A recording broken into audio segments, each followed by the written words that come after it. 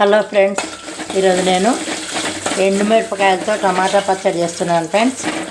సవ్వెలు వేసి గిన్నె పెట్టి నూనెలో శనగపప్పు, మినపప్పు, ఆవాలు, జీలకర్ర, ఇంగువ, కరివేపాకు, ఎండుమిరపకాయలు, కొంచెం 2 గింజలు మెంతులు వేసాను ఫ్రెండ్స్. టేస్ట్ బాగుంటుంది. ఇవి వేయించుకోవాలి. ఈ పచ్చడి 2 రోజులు ఉన్న నిల్వ ఉంటుంది ఫ్రెండ్స్. ఏం పాడవదు, చాలా రుచిగా ఉంటుంది.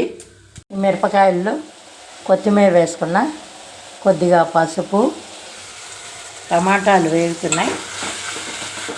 ఇందులో కొంచెం చింతపండు కడిగి వేసుకుంటున్నా. దీనికి కావాల్సినంత ఉప్పు వేసుకోవటమే.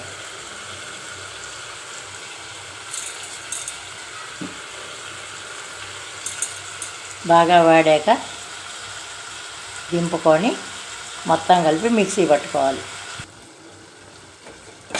ముక్కలు బాగా ఉడికినాయి. ఇప్పుడు స్టవ్ బంద్ చేసుకొని ముక్కలు చల్లార్చుకుంటా. మసాలా మొత్తం మిక్సీ వేసుకున్న, టమాటాలు చల్లారినాయి. ఇప్పుడు ఇందులో వేసుకొని మొత్తం కలిపి మిక్సీ పడతా. ఇదిగోండి ఫ్రెండ్స్, ఎంతో రుచికరమైన టమాటా పచ్చడి రెడీ. ఇది 2 రోజులు బయట ఉన్నా కూడా పాడవదు. ఈ వీడియో నచ్చినట్లయితే please like, share and subscribe my channel. Thank you friends. మీ ఇంట్లో ఏం చేసుకున్నారో కామెంట్ చేయండి ఫ్రెండ్స్.